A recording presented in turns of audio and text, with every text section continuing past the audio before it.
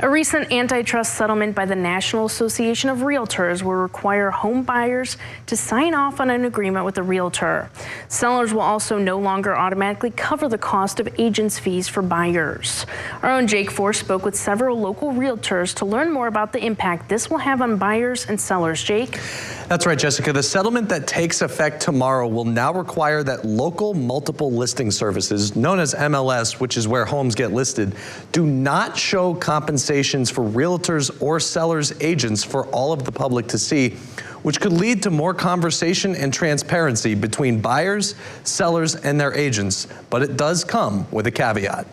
Part of why this helps is it allows consumers to start negotiating with their agents, if they haven't already, about what, it's not about what's fair. It's like, what are you willing to pay me to do a great job for you? There are changes coming to the national real estate market. Previously, the seller of a home was on the hook for the commissions of both their own selling agent and the realtor working for the buyer, usually at a rate of 5 or 6% that would be split between the buying and selling agents. That will now change, and the buyer will bear responsibility for paying their own realtor. It comes after an antitrust settlement between the National Association of Realtors and a nationwide group of home buyers earlier this year. The biggest change is that the buyers now are required to have a written agreement with an agent before entering a property, so that we're explaining to them that we are either your buyer, an agent for you as a buyer, or we're in a pre-agency stage. Cecily Dawson is a realtor with Lakeland Realty and says that while home buyers will have a clearer picture of how much their agent will make, they will have to make the commitment much earlier than they previously would have. Another provision in the settlement will require that sellers can no longer show the compensation they offer to the agents of buyers through multiple listing services, known as MLS. Those are things that are new conversations that we're all having as agents,